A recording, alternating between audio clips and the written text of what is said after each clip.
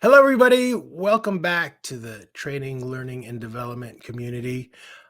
Day two of our wonderful event here, the Accessible and Inclusive Design Conference 2022. Thanks for being here today. Let's see. If you could post in the chat, I just want to make sure that we're live. Oh, yeah, I see Kayleen's post. Alan, welcome back. Thanks for being here again today. Before we get started, I just wanted to throw out some thank yous real quick to our advisors, of course, who did such a wonderful job of putting this program together. Kayleen Holt, Bridget Manley, Devin Torres, Gwen Navarrete, Klapperick. Thank you so much for putting this program together. Yesterday was such a wonderful experience, and I know today is going to be just as good. And then, of course, all of the wonderful speakers that are volunteering their time to participate in this event.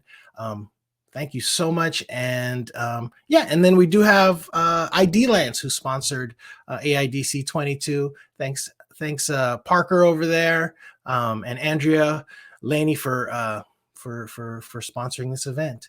And with that, I'm going to move on to introducing you to my good friend Karen Hyder, who I am so excited about having on this broadcast. Karen and I worked together for quite a while doing online events, just a bunch of stuff. And it's not often that I get to see her in a TLDC event.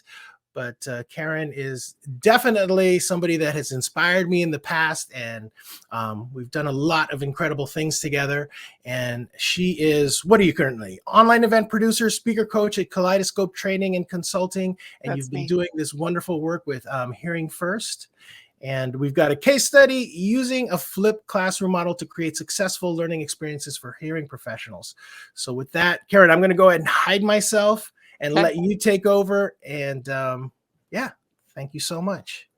Thank you so much, Luis. It's so nice to have you on the other side of this. As Luis said, he used to be my technical support behind the scenes when I was the technical support behind the presenters' scenes, and we ran online events way back in the early days before anybody dared to take such a chance as to run sessions online. So there's a whole bunch of stuff I want to talk to you about regarding this Hearing First case study that I've been working on for the past 5 or 6 years. The project is a really interesting one, and I'm curious to know which of these objectives you're most interested in learning in this session. So if you take a minute to respond to the poll that I'm showing, it's related to the slides that you're seeing here, and just let me know which of these topics you're most interested in learning. I see some answers coming in now, so I'm just going to review these real quick. I want to talk a little bit about the learning, design, and delivery model that we used from Harold Jarkey. So I'll give you a little bit of background on that. Then talk a bit about all the preparation that went into the work that we do at Hearing First. I'll talk about the team member roles and how that team needed to expand to accommodate the additional elements of our project. I'll show you some examples from what a few of our facilitators or content experts have been doing, and I'll share some of the things that we wished we had known before we started. Also, because our program runs in Adobe Connect, I have some Adobe Connect tips. So if you're curious, we can spend a little time at the end looking at those tips. So I'm going to close the poll. I see some answers are coming in. See, a lot of you are really interested in that first part about seek, sense, and share. So let's talk about that. I won't go into my whole background here, but suffice it to say, I've been a trainer for a really long time, and I've been online since, I don't know, the turn of the century, really. So I have another poll to ask you, though, and I'm asking you to agree to participate in this session because I have designed this to be interactive, but if no one interacts, it's a lot less fun. So me by myself presenting to an empty room is not as much fun. So there's, let's see, I just saw 83 people in this session, so I'm eager to know if you are eager and willing to participate in this live session.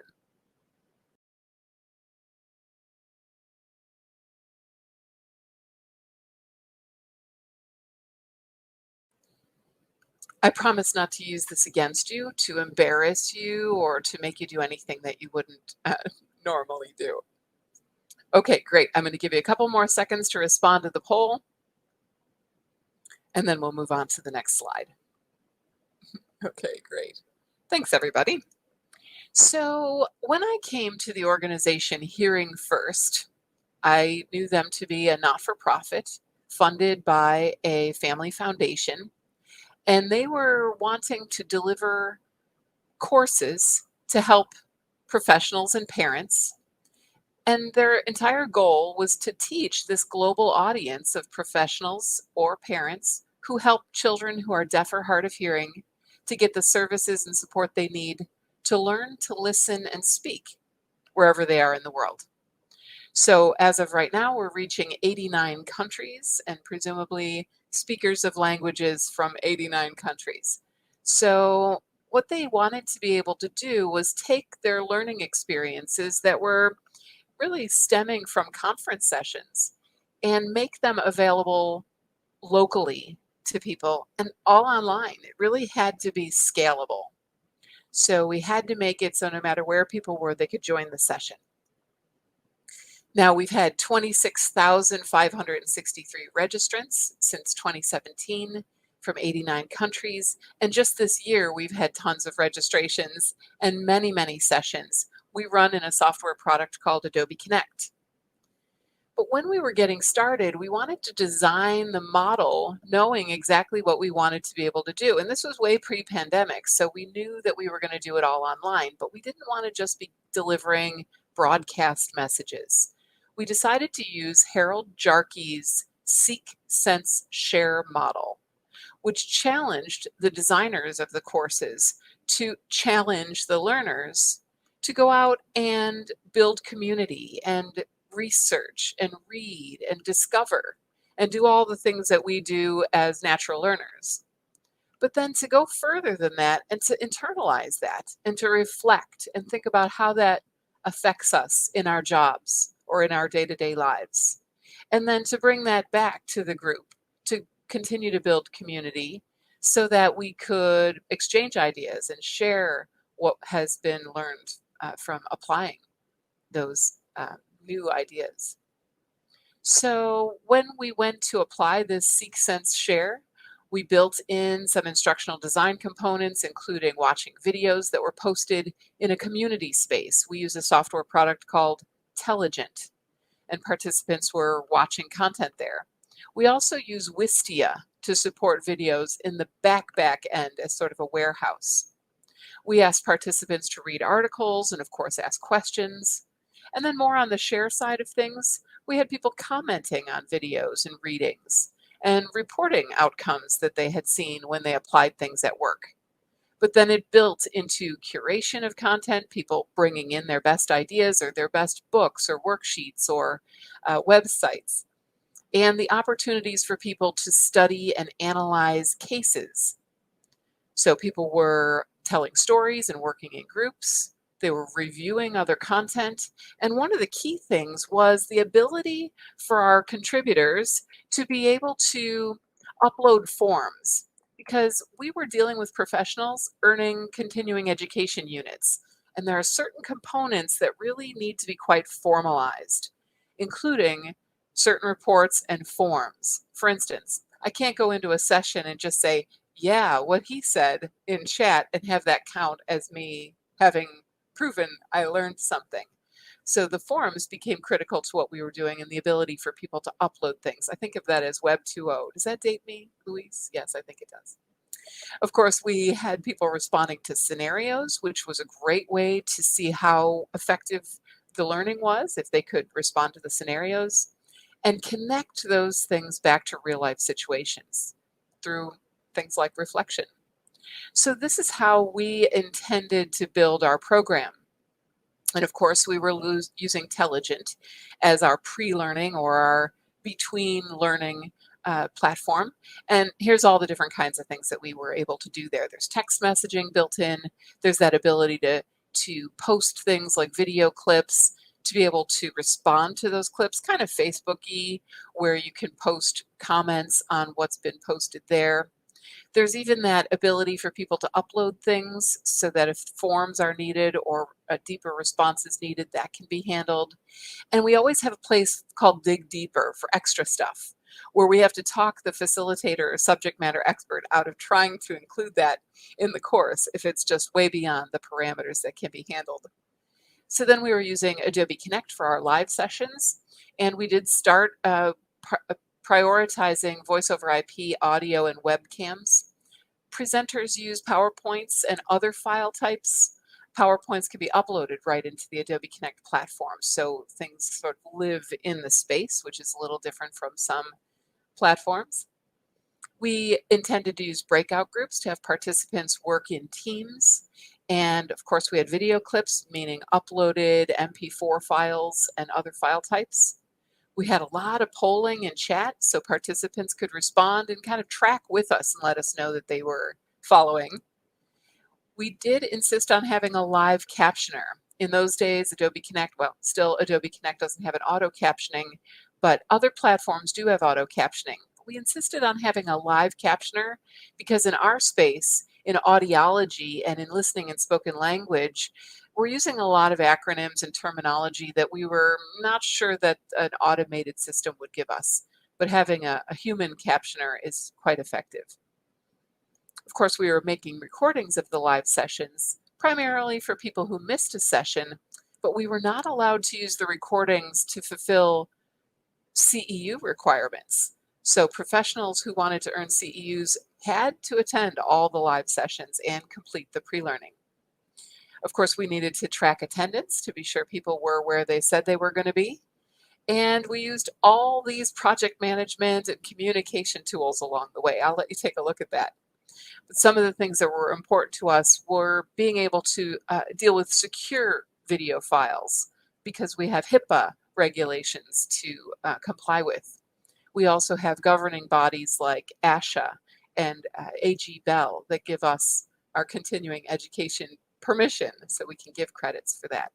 So we had multiple tools to track and communicate throughout our team project.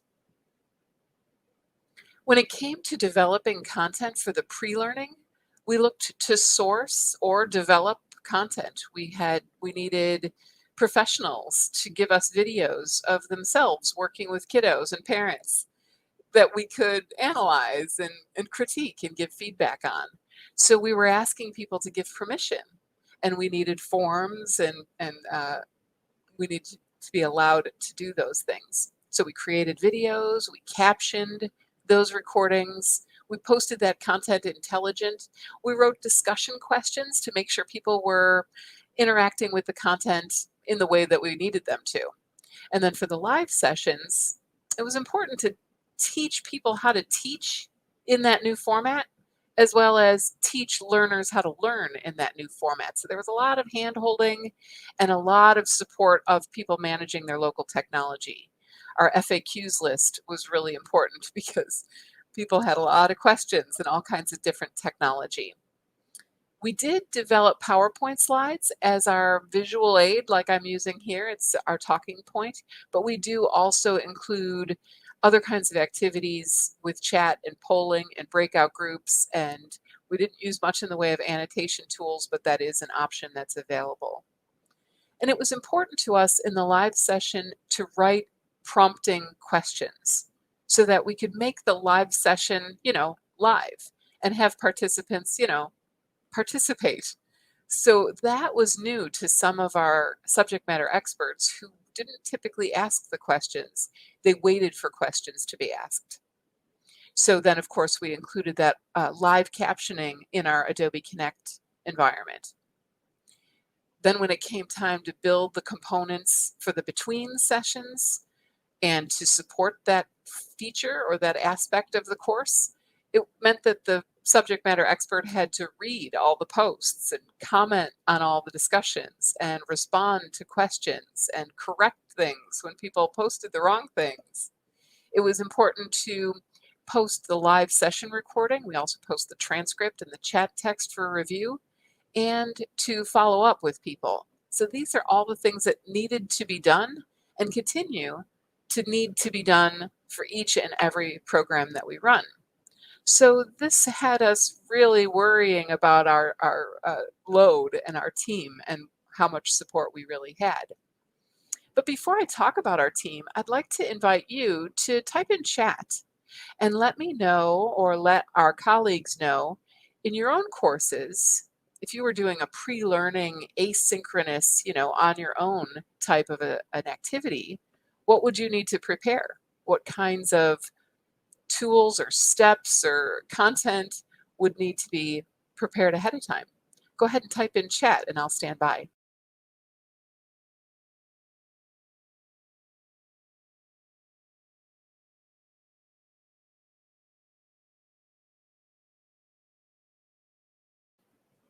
Okay, I see some answers coming in. Jamie's saying the entire course. So the entire course is pre-learning, or the entire course needs to be handled? The entire course. Team-based learning, you have to co-author things online, scaffolding around assignments, video and knowledge-based items, documents. Sure, there's some fundamental stuff.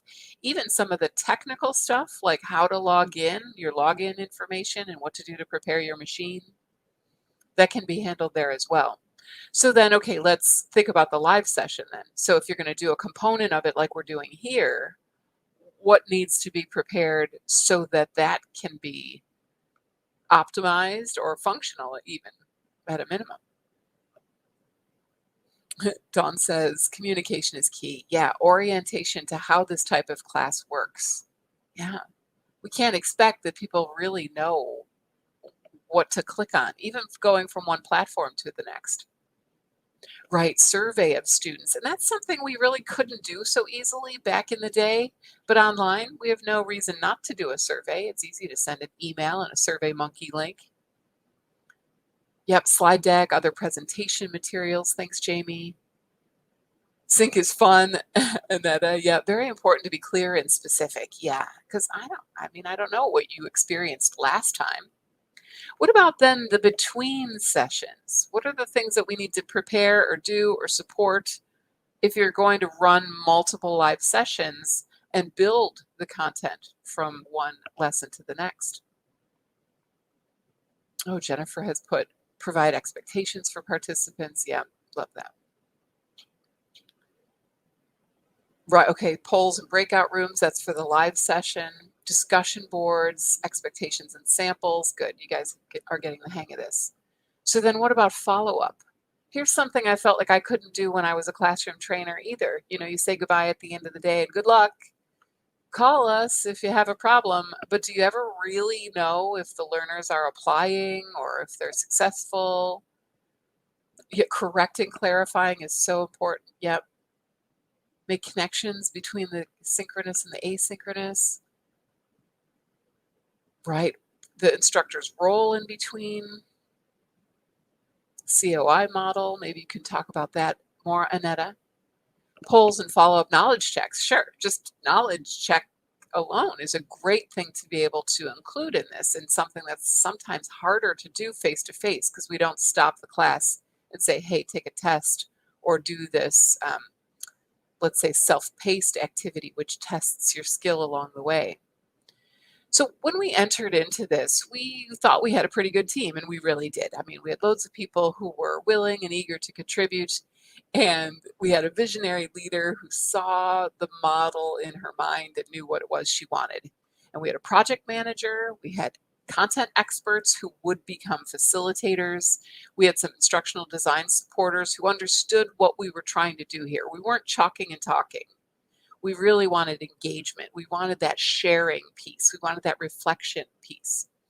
So they also brought me into the conversation to coach the facilitators so that they could teach online in this model and to host the live sessions to help out behind the scenes, or produce, meaning put together all the pieces so they work online. Of course, we knew we needed participants. They were important. And we knew we wanted a live captioner. But what we didn't right away realize is how desperately we needed IT support, a programmer to work intelligent, a registrar to manage the participants signing up for the sessions, which was automated but still needed somebody to mind that aspect. We needed a graphic artist, and in some cases a photographer and videographer, communications and marketing people. We needed a document manager to manage just all the traffic of all the things that were happening. So it wasn't, oh, thanks, Annetta, for posting that COI model. So it wasn't just, hey, let's put on a show. It was, let's talk about what are all the tasks and roles and make sure that when we do this, we do it well from the beginning. We didn't want to make any rookie mistakes. We made plenty of them, but at least we were pretty well prepared going in.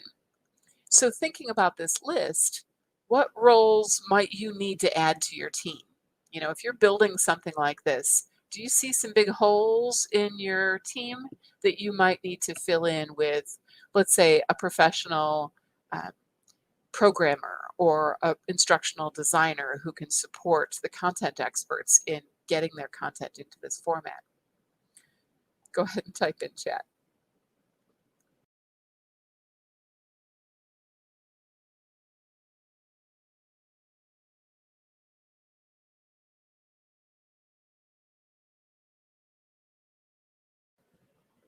Yeah, Jamie, I mean, that's really important to recognize that that's a lot of stuff. And if somebody says, "Why don't you just?" And the reason you don't just is because there's a lot to manage. So I'm not saying you can't do it with fewer, but these roles should be covered, not necessarily an individual person doing each of these separate things, but somebody needs to be paying attention to all those things. So, when I think about like a normal project plan, when you're putting together a live session, these are sort of the standard things that you're going to do, right? You get the topic and the facilitator, and then you run the session, right?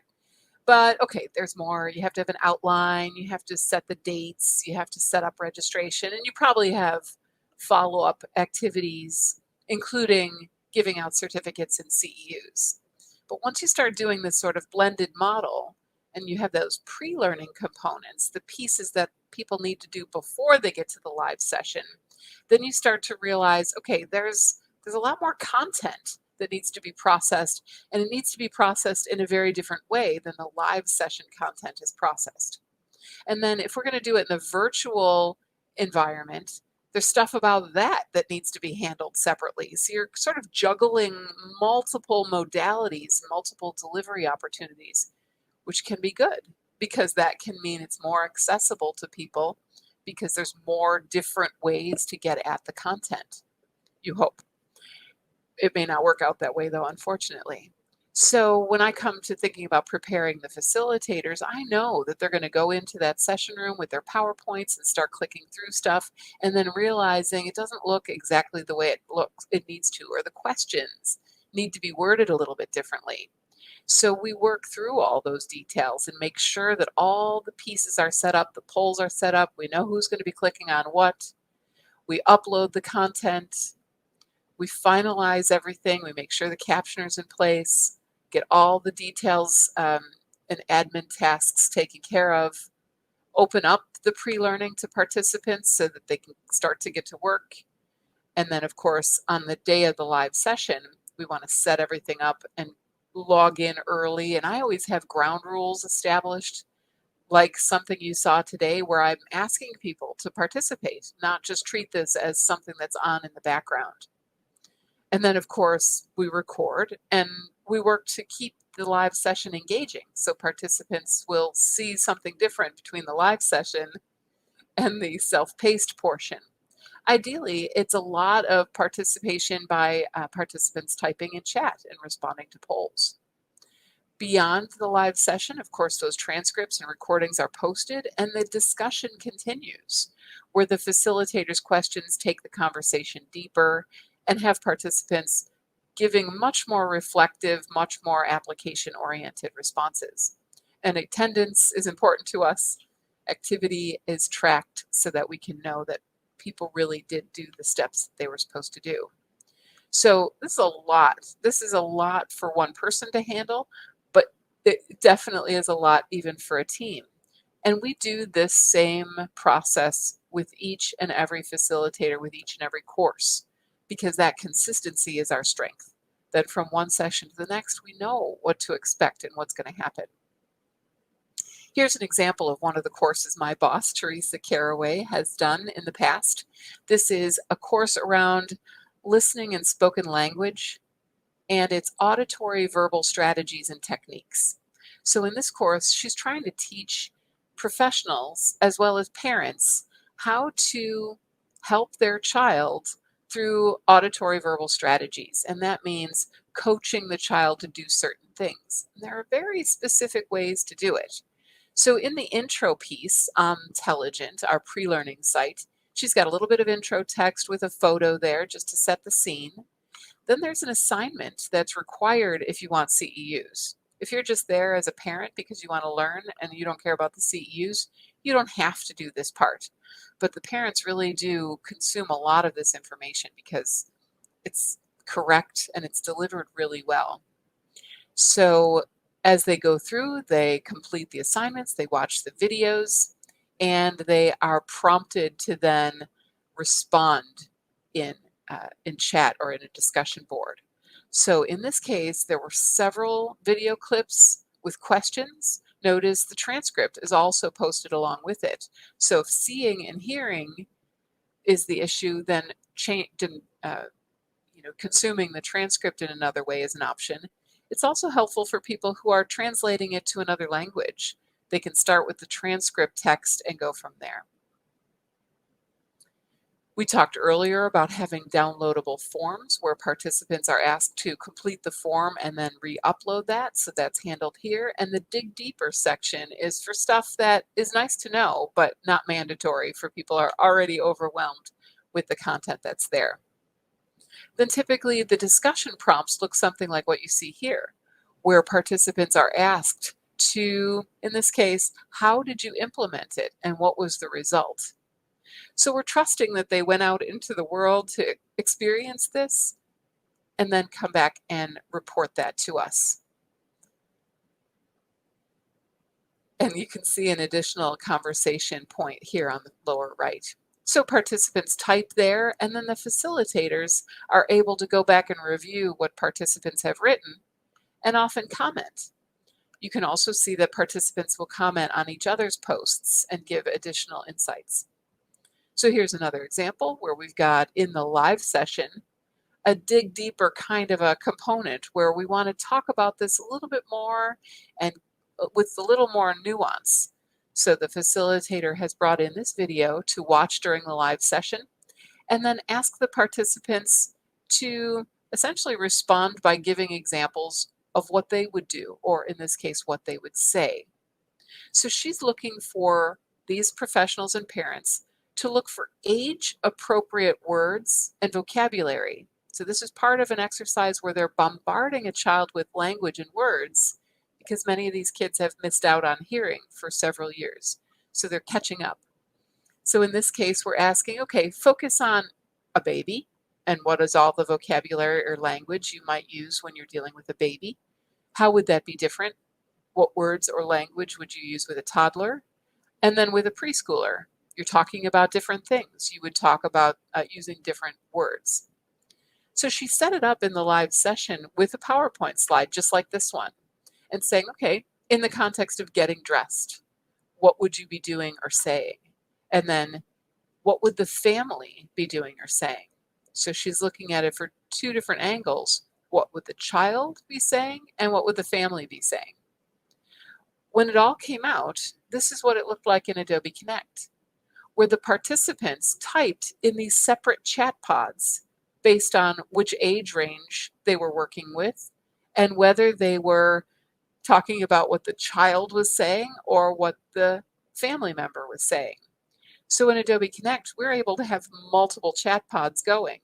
But even if you didn't do that, we faked that same method just a few minutes ago when I asked you about 4 different parts of your program or your course, and I just handled them one at a time. I used animation so that the ideas would generally stay grouped together in chat. Thanks, Don.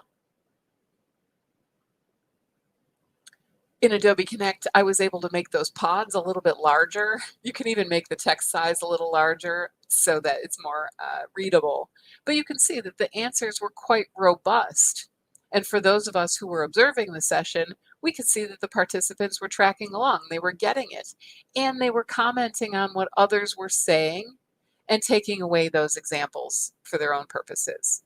So that was really terrific to see. And our friend Sherry Fikincher did a similar session where with her videos of the child Teddy, she showed some video clips and then had them observe what they saw in Teddy. One of the things was, what pragmatic skills are you observing? And a pragmatic skill is like when the child advocates for themselves. So if the kid like is angry, he doesn't want to do it. Well, that's a pragmatic skill. That's good. We can observe that. And then what could I say to the mom? So now we're in this seat as the professional or as the parent to look at this situation and react to it and consider, what am I seeing? What does that mean? How would I express that to the parent who might be concerned about the child's development level or maybe doesn't notice that those pragmatic skills are being shown? So I'm wondering, how might you in your own course support, let's just start with seek. So if you thought you wanted to include some elements in your course that would have participants discovering new information, building a network of colleagues, pulling information, trusting that we're giving them the right information, what would you do in your courses? I'm going to pause here for a minute and let you type.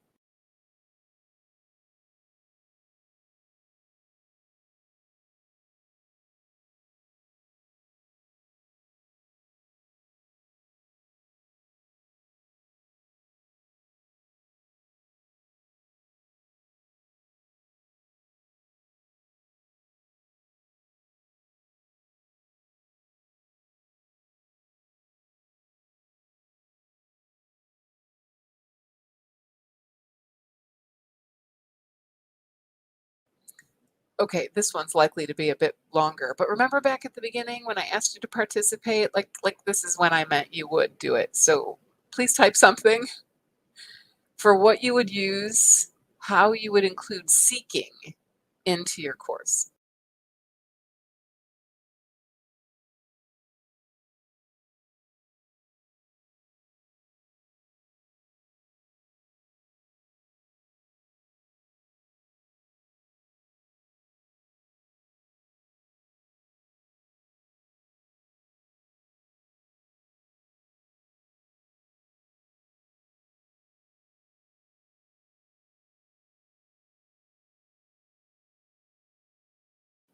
Great, thanks so much. I see some great answers coming in here. Lorraine says, ask them to review and research and share.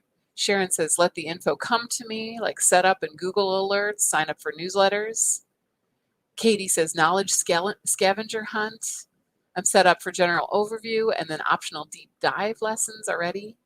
Great, okay. So what about, I'm going to ask you to just read what your colleagues are writing there, and let's type a few things that are more related to sensing. I feel like this one gets left out a lot.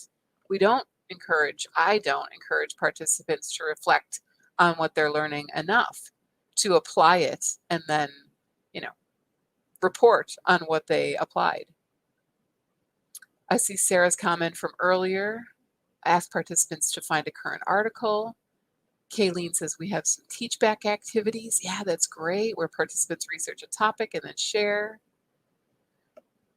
Essential questions that require discovery and application, connect concepts to their role. Thanks, Katie. And then, of course, the last one is share. And a couple of the share things have come up already. So that community activity, that thing that when we're live online or not live, asynchronous online, we really miss that community aspect of it. So we do have to go more out of our way to build it into a flipped classroom program than we do face-to-face, because face-to-face it happens so naturally, and online it's like we really have to push it. And we really have to, in this case, ask them to participate. Tell people what participation looks like, what that means, and then remind them, okay, now's your opportunity. So I have to admit, in our live sessions, we don't provide the PowerPoint. We don't promote the use of mics anymore or webcams. From people from 89 countries, our network throughput is not consistent enough to have it be a consistent experience with webcams and mics. So we've sort of leveled the playing field on that. We don't make content files downloadable. We don't have participants get CEUs if they've only viewed the recording. We don't give partial credit. These are just things we've established along the way. it drives people to the content. Go there. Don't just hand somebody a handout or a PowerPoint slide and say, here you go. It's like not the same as the actual course. But we do pre-learning, 60 minutes of pre-learning for 90-minute sessions. We're really careful about offering a world clock and information like when daylight saving time changes in the US that impacts our colleagues around the world so terribly sometimes. We do leverage the tools like chat and polling like we did here, and even agree and disagree. We do establish ground rules and ask people to agree with those. And in Adobe Connect, we spend a lot of time showing PowerPoints and video clips. I'm the coach, host, producer, so I'm the one holding the bag when the tech goes wrong, but it sure helps the facilitator relax and focus when they don't have to do that job. Of course, we have the captioner, and we typically have another team member too helping out in chat for content-specific questions or content that relates to some other course that we might want to draw the parallel there. So they help out with that as well. We've had some great feedback from our participants regarding how well our facilitators have done. We've had some great learner feedback telling us that they were so appreciative of the balance between the pre-learning, the self-paced content, and the live sessions because it was really compelling. And the examples, the video clips were so worthwhile. Jesse, nope, we don't allow PowerPoint. We don't download the content or PowerPoint. They can view the recording, they can attend the live session, but they can't just take the files and say, oh, okay, I've got the course now. You have to experience the whole thing. I hope that answers it. So we found that really working with those video scenario setups was so powerful and so helpful for the facilitator to be able to observe that the participants were really learning. We wished we knew what the challenge was going to be around people unlearning their learning methods. So everyone needed coaching. That was the reality. We wish we had known how incredibly widely varied the tech experience was going to be. You could have guessed. Jesse, only in the live session and the live session recording. They could not just download the PowerPoint and then just take that file. So with this tech experience, we just offered a lot of technical support between FAQs and self-tests in the software platform. We always had people log in 20 minutes before the live session, like the room opened 20 minutes early so that we could do any tech checks that needed to be done. And we have a special email address for just technical problems so people can send messages there. And we realized after a while, in a lot of painful moments, that breakout rooms weren't necessary for what we were doing. It was so challenging with people who had different network connections, different audio, different times of day, different locations where they were, to be able to really have a conversation, and not to mention even the language barriers. But we felt like we wanted to give breakout rooms a try, but they just didn't serve our needs, as well as those scenarios plus the chat and poll questions. That worked really well because we were able to extend that out into the community, and we felt like we spent our time better. So given all that and our whole story from hearing first, what are your takeaways? What do you feel like you can use and apply immediately yourselves? Go ahead and type in chat.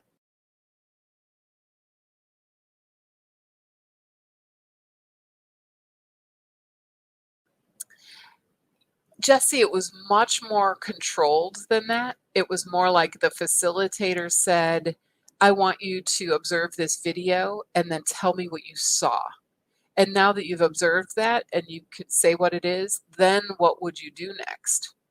So I suppose in that way it was choose your own adventure, but it was very structured in that the facilitator wanted them to make sure they were choosing the right way, the approved way, not necessarily the obvious way or the easy way that many people who aren't practiced or are out of practice would do. I hope that answers.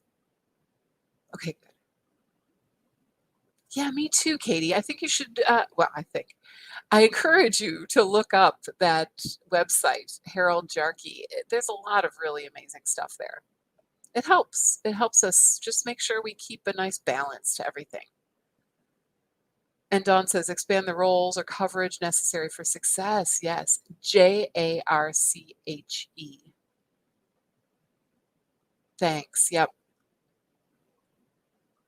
Okay, so feel free to contact me anytime. For those of you that want to hear a little bit more about Adobe Connect, I want to point out to you that one of the things I really love that we do, and I encourage anybody to do it no matter what software tool you use, I have a poll as a self-test. My poll has people checking in when they join the live session and admitting that, yes, indeed, they are the ones who are in control of their network connection, of the noise level in their room, of whether or not captioning is turned on. So I encourage you to use this whether you're in Adobe Connect or any other tool that has polling. So that's one that I like. Another is in Adobe Connect, I showed you an example of what Sherry Finkincher's display area looked like.